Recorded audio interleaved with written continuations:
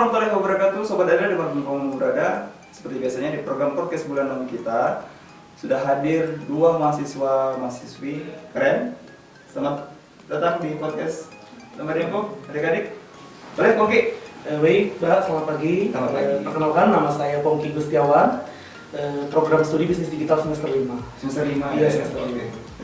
Ya, baik Pak, perkenalkan nama saya Hedia Natasha Putri. Saat ini saya semester 5 Coding Media. Coding Management. Hari ini sangat khusus sebenarnya Pak ya. Jadi hari ini kebetulan di IC kemarin sudah podcast sama Pak Epri. Itu beliau membahas masalah SDM. Jadi dan kebetulan kalian sudah hadir di sini. Sengaja Pak undang kalian berdua untuk isi podcast kita ya. Jadi oke, boleh Pak tunggu dulu ya. Pongki memang asli daerah Pegarawan atau Barat? Kalau daerah itu daerah Jarai, Pak. Daerah Jarai. Yang termasuk Kabupaten Lahat ya. Semalam, Semalibar. Kalau Hedi tadi ya? Iya, Heidi. Jadi kebetulan sama kayak Pongki Pak, searah dari daerah Jara juga Pak. Daerah Jarai. Tapi bukan masuk Pagarang, itu udah masuk wilayah Lahat. Iya. Bisa. Masih kuliah semua kan? Iya. Apa di luar sudah pada kerja atau istilah kita kerja sampingan kan? Boleh kan? Boleh dari Hedi dulu. Boleh. Dari dulu aktif di mana sekarang? Kalau sekarang aktifnya cuma kuliah, kan Kuliah. yang aktif organisasi. Kalau kerja di luar sih belum. Belum kerja. Jadi belum ada pengalaman kerja belum ya? Gitu. Kalau Pongki sendiri? Kalau Pongki sendiri aktif kuliah juga ya, Pak ya. Terus ada kerjaan sampingan lah. Ya, Bina Pramuka kayak gitu. Oh, Pramuka. Iya, jadi asisten pembina Pramuka. Asisten pembina Bina Pramuka, iya. Jadi sibuk. Biasanya pramuka ini sibuk ya? Iya, keluar sering ada lomba-lomba, kemah, iya. Kalau Hedi ekstrakurikuler di kampus atau di luar tidak ikut? Itu Pak, ini organisasi mahasiswa di internal maupun di eksternal. Eksternalnya apa? Kalau di eksternal kebetulan ikut HMI Pak, himpunan mahasiswa Islam. Himpunan mahasiswa Islam. Nggak ikut demo-demo juga enggak ya? Sering ada pengalaman itu ya? Sering. Jadi aktif juga di organisasi ya? Di organisasi. Nah ini kembali ke student staff ya? Yes. Student staff. Oh iya, Sobat LD, jadi selaras dengan apa namanya kurikulum kita ya, jadi kurikulum Merdeka, memang kampus aktif ya, jadi untuk mahasiswa itu bisa istilahnya selaras dengan atau istilahnya pekerjaan. Jadi boleh cerita, kenapa tertarik ke ikut gabung di student staff? Boleh dari atau Oke dulu boleh. Oke, dari Jadi adanya student staff ini Pak ya lebih meningkatkan lagi mahasiswa itu bukan ditekankan untuk belajar, juga bisa ditekankan lebih tepatnya lagi belajar sambil bekerja.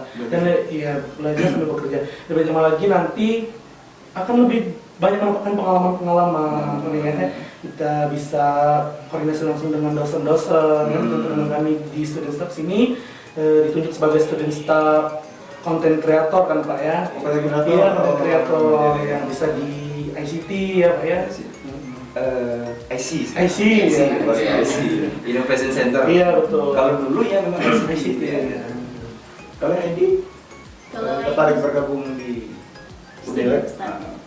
Jadi selaras dengan program Merdeka Belajar ini Pak, program student staff ini memang betul-betul selaras Pak dengan program Merdeka Belajar itu Pak, karena dengan adanya student staff ini berarti kampus itu memberikan wadah untuk mahasiswa itu berproses Pak, tidak hanya fokus di kelas saja. Jadi student staff ini memberikan wadah untuk mahasiswa dapat pengalaman bekerja untuk masuk ke dunia kerja nanti. Tertarik ya, tapi memang apa namanya, pernah terbayang nggak pernah ikut dulu kuliah kan proses ya dari SMA. Kalau SMA kayak siapa namanya Heidi sama Pongki dulu setelah tamat SMA itu orientasi pengen kerja atau kuliah dulu? Boleh dari Heidi dulu deh. Jadi kalau baru tamat SMA kemarin rencananya tuh mau kerja Pak. Oh, kerja. Ya, karena sebetulnya karena pengen kerja itu melihat kawan-kawan itu banyak yang kerja yang mau kerja. Terus kan banyak statement dari masyarakat ini untuk apa kuliah katanya kalau ujung-ujungnya cuma di dapur ya kan. Terus banyak juga pengangguran katanya kan kalau kuliah. Jadi apa namanya? Setelah beberapa waktu banyak juga lihat-lihat di ini kan di sosmed kan ternyata kuliah itu memang penting, bukan hanya sekedar untuk belajar kan, tapi untuk meningkatkan pola pikir juga kan dalam menganalisis sesuatu. Jadi setelah tamat itu lihatnya perguruan tinggi mana dulu? Nah kemarin tuh kebetulan udah daftar di ini di UIN Raden Patah Pak. UIN Raden Patah. Iya, tapi karena namanya baru tamat SMA kan Pak, mau ikut-ikut teman-teman aja gitu kan, mau kuliah yang jauh. Tapi ternyata ada kampus di Pagar Alam nih, jadi kenapa harus jauh-jauh kalau ada di Pagar Alam? Terus kan biayanya lebih hemat gitu Pak. Kalau di luar kan, kalau di luar kan biaya hidupnya lebih ini. Kalau Pongki? Kalau mungkin dulunya belum pas SMA kan Pak, SMA kan dulunya belum kepikiran mau kuliah nih. Jadi pas tamat SMA nanti kiranya mau langsung kerja gitu kan, banyak teman-teman yang kerja. Ya. Mungkin pikiran dulu kan belum salah dengan pikiran sekarang. Mungkin kalau kerja kan kita bisa dapat uang nih kan gitu kan. Tapi lama-kelamaan kan mungkin mikir ternyata banyak juga yang kawan-kawan Pongki yang langsung bekerja. Gimana tuh Pak ya, untuk penempatannya itu kurang pas kalau misalnya gimana ya, kalau mengandalkan cuma ijazah SMA ya. Jadi ya dituntutlah untuk kuliah juga ya biar apa namanya. Dulu sama seperti Hedi, kenalnya Unilet dulu belum Unilet dulu kenalnya dari orang tua, teman atau keluarga? Kebetulan dari guru kalau begitu. Iya, kebetulan apa namanya wakil kesiswaan di SMA. Dulu kan Pongki sebenarnya belum ke sini kepikirannya, dulu kan Pongki ikut tes juga di Universitas Sriwijaya. Ya ikut SNPTN, tapi mungkin Allah yang menakdirkan ya untuk kuliah jauh ya. Ya betul kan, seperti patah pepatah yang mengatakan kalau sudah ada bagus di tempat kita, kenapa kita harus ke tempat yang lain, seperti itu kan. Kata orang kita semua tuh amal ala badan ini nggak pernah dibalik lain. Ini kan biasanya kan mahasiswa ini kan kalian tahun berapa ini? Boleh tahu Pak? Kelahiran iya 2003. 2003. Hedi? 2004. Oh, beda jauh ya dia emang ya. Nah, terkait masalah ini kan zaman. Menurut Pongki Pak tanya dulu sama Pongki. Pongki kalau secara orientasi tadi kan pengen kuliah dulu nih. Kenapa tidak tertarik berwirausaha atau apa namanya buat kerjaan lain apa yang karena kan basis perguruan tinggi Lembaga itu kan basisnya wirausaha. Nah menurut Pongki kenapa nggak wirausaha dulu coba dulu? Sampingannya kayak gitu. Jadi ini dalam proses Pak. Yang proses. Kan kita juga betul kata Pak tadi di perguruan tinggi kita kan Menkominfo wirausaha ya. Jadi seorang wirausaha ya setelah di semester 5 ini dari semester 1 kemarin sampai semester 5 ini banyak penemuan-penemuan yang ya pokoknya kita ditingkatkan bukan hanya kuliah saja kayak gitu. Kita harus juga bisa menjadi seorang wirausaha ya. Seperti apa namanya kita membuat produk-produk seperti itu kan diajarkan seperti itu. Sudah diimplementasikan? Dulu pernah sudah diimplementasikan tapi bareng kawan-kawan kayak gitu. Nah, sekarang teman-teman sekarang mungkin kepikiran untuk kedepannya harus juga bisa berwirausaha karena semestinya pesan beliau Pak Sastra Miko bahwasanya kita walaupun kita sudah bekerja setinggi apapun jabatan kita, setinggi apapun pekerjaan kita, walaupun kita masih kuliah, kita harus tetap samping kita harus tetap berwirausaha karena itu juga sebagai sunnah baginda kita ya. Kalau Hedi?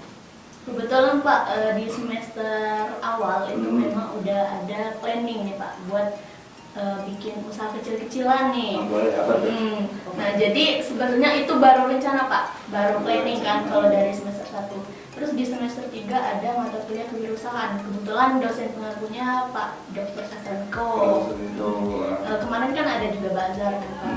Nah, jadi pokoknya planningnya itu dari semester 1 sampai semester 4. Baru cuman konsep aja Pak di kepala, belum diimplementasikan. Seperti Pak Sastra bilang tuh tinggal action ya. Tapi istilahnya feedback setelah bazar itu secara pribadi pribadi Pongki sama Hedi gimana tuh? Terbuka atau memang perlu diwirausaha? Gimana dari Hedi dulu boleh? Oke, nah terus ayo lanjut ceritakan.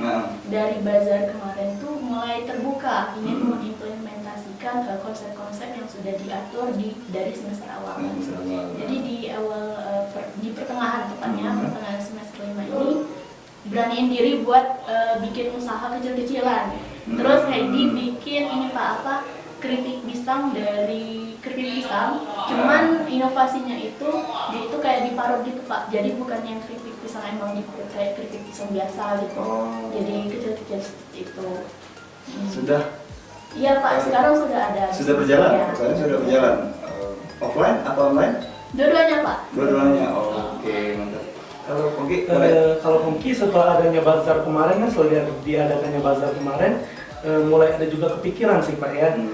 Untuk mengimplementasikan kita juga diwajibkan untuk berwirausaha kan, menjelaskan tadi. Tapi untuk sekarang mungkin belum ada untuk ya, masih dalam tahap proses dulu, nggak seperti Hedi. Kalau berdua biasanya kalau mahasiswa tuh kendalanya gimana sih? Kalau kendala dasar itu, hambatan yang paling mendasar itu apa sih? Hambatan untuk bikin usaha tuh. Boleh kita sharing ya. Dari siapa dulu nih? Hedi boleh. Oke. Kalau hambatan sih Pak banyak sebenarnya. Banyak. Salah satunya takut gagal, takut jualannya nggak dibeli. Pokoknya banyak rasa ketakutan Pak. Ketakutan. Jadi hambatan takut dulu. Iya, takut berani memulai. Jadi ya. Kalau Pongki hambatan-hambatan ya betul banyak juga seperti dari Hedi tadi. Salah satunya yaitu takut ditolak ya. Bukan, salah satunya itu Pak, gengsi ya. Salah satunya itu tuh masih menekankan gengsi mahasiswa sekarang. Harus dihilangkan. Ya itu sebenarnya harus dihilangkan kan, kita tidak perlu memikirkan gengsi lah karena kan sepertinya kan buat apalah aku jualan kayak gitu kan, nggak mungkin juga menamaikan karena seperti ini kan jualan keripik ya gitu. Nah kalau masih menerapkan gengsi untuk berwirausaha itu nggak bakal itulah hambatannya sekarang masih mahasiswa juga. Terasa di Pongki ya.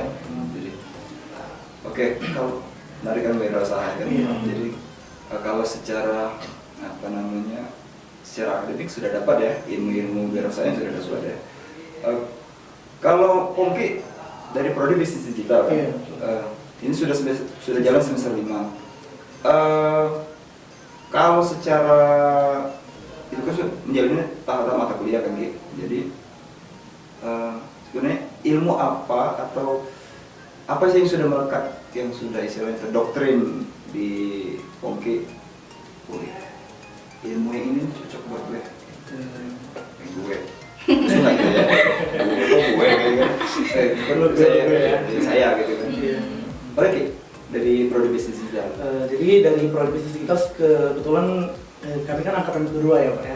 Angkatan pertama sekarang di semester 7 kan. Jadi untuk masalah ilmu nih ya. Bicara masalah ilmu ya. Sebenarnya tadi kan sudah disonding Pak Sastra ini. Ini apa lagi nih? Kalau masalah ilmu dari yang komputer dulu deh boleh. Yang dari ilmu komputer dulu yang. Ilmu komputer ya. Kalau dari masalah ilmu nih Pak, cerita masalah ilmu dulu ya. Nggak tahu sih kalau Pongki pribadi ya. Sebenarnya untuk belajar itu nggak 100% lah Pak masuk ya. Gitu, kalau belajar sekarang apalagi. Kenapa itu? Kenapa ya? Semakin dewasa ini, kalau Pongki semakin dewasa ini semakin masuk ya. Iya, susah untuk mencerna pelajaran, tapi nggak semestinya nggak masuk semua pelajaran yang disampaikan oleh dosen-dosen. Karena berarti kan seperti kata Ibu Kusnita ya, jurusan bisnis digital ini adalah apa namanya itu? Anangino apa sih kalau bahasa Indonesia itu? Setengah-setengah ya, bisa di apa namanya ilmu manajemen bisa, di ilmu sistem informasi juga bisa ya, komputer. Ya seperti dulu diajarkan dengan Ibu Kusnita tentang e-commerce ya, penjualan, bahwasanya bisnis digital ini ditekankan nantinya diarahkan membuat sebuah aplikasi Pak, contohnya seperti Shopee, Lazada, karena kan dia bisnis startup ya, startup. Karena ini adalah sebuah bisnis yang didigitalkan seperti itu Pak ya, bukan hanya sekedar bisnis offline saja, jadi dia harus ada juga bisnis online-nya ya. Nanti mahasiswa mungkin nanti diarahkan ya, yang bisnis digital diarahkan untuk bisa membuat sebuah aplikasi, contohnya seperti aplikasi Shopee, aplikasi Lazada dan lain sebagainya. Dan sedikit tidak kita sadari Pak ya, bahwasanya misalnya kita memulai usaha seperti Heidi tadi kan, yang ada online, yang Heidi jual di Facebook, Instagram, dan WA, itu salah satu kita sudah menjalankan sebuah bisnis digital Pak. Sudah meramal satu bisnis yang digitalkan, ya, digitalisasikan. Kalau dari sisi manajemen, gimana tuh? Ini buat manajemen dulu. Iya, kalau dari manajemen sendiri Pak, sebelum awal kuliah sebenarnya mikirnya kalau manajemen ini cuman di depan komputer. Iya, di depan komputer, terus manajemen bisnis kan, ngurus-ngurusin bisnis. Ternyata seiring berjalannya waktu dan juga belajar, kebetulan di HMI itu ada materi kepemimpinan manajemen organisasi Pak. Kepemimpinan. Ya, KMO. Jadi di sana belajar juga tentang manajemen. Jadi baru tahu bahwasanya manajemen itu bukan hanya tentang bisnis, bukan hanya tentang kantor, tapi merangkap tentang bagaimana cara kita mengatur. Misal dalam mengatur kapan kita belajar, kan, kapan kita harus mengatur waktu, deadline kita, gitu Pak. Jadi baru sadar sekarang yang melekat dari manajemen itu lebih bisa mengatur waktu dengan baik Pak. Waktu sekarang. Waktu. Kalau untuk keuangan enggak? Kalau keuangan belum ya? Coming soon. Sekarang sudah. Iya. Oke. Tapi kalau yang masalah teknologi ada yang melekat. Secara materi kuliah kemarin ada yang istilahnya buat. Oh iya ada Pak, karena kan ada kemarin tuh ada praktek-praktek gitu Pak, praktek tentang aplikasi komputer gitu kan, tentang cara Excel, ya. terus Word gitu di Kalau sudah apa namanya belajar pengolahan data belum? Di semester ini belajar. Oh, belajar ya, ya. ya lagi SPSS. Ya, SPSS. Oke. Nah kembali ke apa namanya studi start nih, kan studi start kan. Kemarin mengajukan ya kalau dari kepegawaian SDM memang kita membuat apa namanya sebat layar ya, kita cari studi start. Kalau Pongki dulu melalui wawancara ya, siapa? Iya, melalui wawancara. Oh, wawancara. Undang langsung oleh Ibu Kusnita. Ini juga sama. Iya, sama Dari Kaprodi juga ya? Iya, di itu Pongki Kaprodinya siapa? Kaprodinya itu Ibu Yulia. Ibu Yulia misalnya masih ya. Ibu Nurlela. Oh, dua ya. Jadi Ibu Nurlela sama Ibu. Kapan kita undang lah. Iya. Kita ulang beliau berdua. Oke. Terkait masalah student start. Jarang mahasiswa yang mau bergabung atau bekerja kan, karena tadi Oki bilang banyak hambatan-hambatan mulai dari kegiatan eksternal kan, kayak Heidi tadi ada organisasi luar dan mungkin pandangan Heidi lebih bergengsi yang di luar daripada yang di dalam. Jadi terkait student start sudah tergambar bagaimana pola kerjanya atau apa sih? Kalau pandangan Pongki sama Heidi, boleh dia Heidi dulu. Kalau gambarannya mungkin sudah Pak, karena melihat dari ada Ibu Ingrid kan di IC kemarin, terus dan kawan-kawannya. Jadi melihat kinerja mereka, jadi ada gambaran. Oh, ada gambaran bahwa memang gini nih kerjanya. Oke. Kalau Pongki? Ya, untuk tahu lebih jelasnya kan sebelum bisa menjadi studi start kan Pak ya, sudah diarahkan kan oleh Bu Kusnita bahwasanya kan kalian sebagai student start content creator. Jadi kalian kayak gini, tugasnya kayak gini. Nah jadi sedikit banyak tau lah. Oke. Jadi kan ada arahan dari Bu Sinta, dan itu juga kata Edi kan udah ada gambaran dari omongan Mbak Ingrid dulu kan, bahwasanya ditekankan jadi student staff bagian content creator itu harus kayak gini, harus kayak gini. Jadi banyak udah ada gambaran juga. Ada gambaran ya. Tapi masih juga tahap belajar kan Pak, kami juga mahasiswa kan, arahan dan bimbingan nggak sih? Boleh. Iya ada yang di bagian IC lah, ya, Pak ya, senior. guru Pak juga banyak, ada Pak Denius, ada Pak Efri, ada Pak Medi kan, Pak Heri. Nah, ini bicara tentang konten kreator ya. Iya. Menurut pandangan Poki sama Hedi, konten kreator itu menjanjikan nggak sih? Apa? Konten kreator secara Menjanjikan. menjanjikan nggak sih, coba? Boleh dari pernah searching atau ada siapa namanya, mungkin misalnya influencer yang memotivasi, oke, keren nih apa namanya jadi konten kreator. Boleh dari siapa nih, Hedi atau Poki dulu? Apa nih? Gimana sih? Boleh Hedi dulu, konten kreator gimana sih pandangan Hedi? Kalau masalah menjanjikan atau tidak itu jelas menjanjikan Pak, bagi orang yang sudah melalui tahap-tahap proses dan sudah mencapai istilahnya keberhasilan lah Pak, sudah menghasilkan gitu kan. Sebetulnya jadi content creator itu memang menarik Pak kalau memang itu dijadikan hobi. Hobi yang menghasilkan. Oke. Jadi itu menjanjikan sih Pak, tapi masih butuh proses juga untuk seperti mereka. Kalau di Pagaran ada yang kenal konten kreator? Konten kreator Pagaran ada sih, siapa sih namanya lupa, yang tapi dia pernah ini Pak, pernah bikin video promosi lembaga info tapi lupa namanya. Oh, siapa namanya? Sapar bukan sih? Sapar ya? Iya. Kira-kira Sapar mau nggak diundang ya? Boleh. Bagus. Ada konek nanti ya, Iya. kita undang ya. Iya. Kalau dari Poki gimana Ki?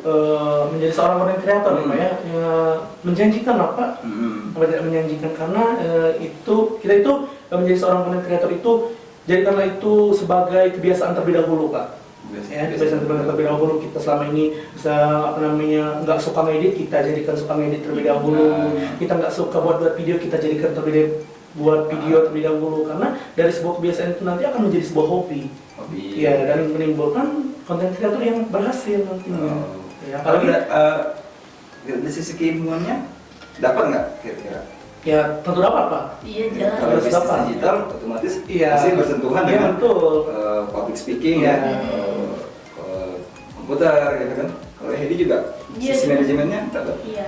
Sebenarnya kan di Ini perlu, manajemen ya? di manajemen itu bukan hanya berbicara tentang manajemen bisnis, tapi di manajemen juga belajar bisnis digital Iya. Pak. Karena kan konten kreator kan kita berbicara, Iya. buat konten. Jadi membangun personal branding kita kan. Jadi, karena zaman sekarang tuh menurut Pak ya, kalau memang yang orang jarang tampil di depan kamera tuh itu akan kalah Betul. sama orang-orang yang sering tampil depan kamera, ada yang sering apalah.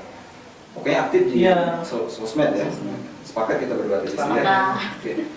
Oke, kembali ke student staff lagi tadi. Setelah student staff, nah, flashback lagi nih. Pak, dulu cita-cita sebenarnya pengen kan jadi apa sih? Dulu awalnya. Karena kan nggak kebayang kan dulu kecil kan. Iya. Dan mungkin dulu nih. Boleh dari siapa dulu nih? Hedi boleh. Hedi. Cita-cita dulu apa Hedi? Kalau masih zaman SMA itu banyak banget Pak cita-cita. Apa tuh?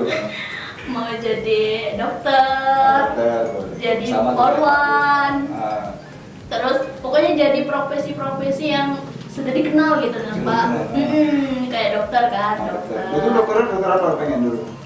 Dokter kecantikan. Sudah skincare ya. Lalu pakai Kalau mungkin kan dulu kan kita, apalagi kalau masih kecil kan masih SD kan, apa namanya doktrin itu kan dari orang tua ya. Oh, kamu harus jadi inilah, kamu harus jadi inilah. Jadi lo kepikiran kan pas masuk SMA, kayaknya mau tes ini deh, tes ini. Dulunya aku kepikiran mau jadi tentara ya, juga mau jadi apa namanya sekolah kedinasan kayak gitu. Kayaknya yang apa namanya, yang betul kata itu yang kita sudah tahu sudah TNI, polisi, dan dokter itu. Kalau secara income mungkin sudah menjanjikan. Iya. Tapi itulah menariknya ya kalau perubahan zaman. Sama kayak Pak dulu kan gitu kan.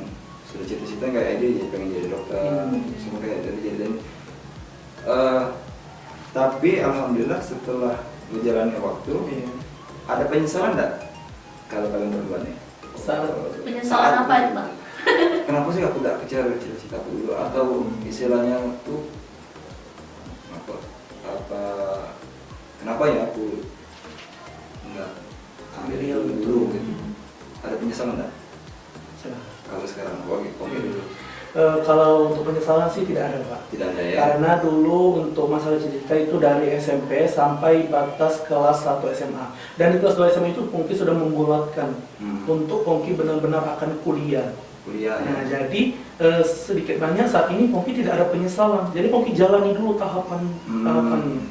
Akan ditempatkan di mana nanti Pongki? Karena takdir kan sudah ada di. Jadi berjalan dulu. Iya, berjalan dulu. Ya. Untuk penyesalan tidak ada, tapi kebanyakan kalau misalnya melihat kawan yang udah jadi, misalnya kita kan dulu kan jadi tentara nih kan.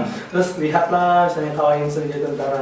Aduh, misalnya kalau Pongki dulu jadi kayak gini, ya kebayang lah gimana ya. Tapi untuk masalah penyesalan sih enggak, Pak. Apalagi sekarang sudah kuliah, jadi lebih memikirkan ke depannya harus jadi apa nih setelah kuliah ya, perlu banyak yang dipikirkan. Jadi untuk masalah penyesalan tidak ada. Pantang menyesal sebelum menyerah. Iya. Apa sih? Kalau ini boleh? Kalau nyesal sih enggak, Pak. Tidak ya. Karena memang dari awal-awal mau kuliah kan sudah diceritakan tadi udah daftar di UIN Radenpatan kan. Terus ngebet banget pengen kuliah di sana dan pengen kuliah di luar pagar alam lah.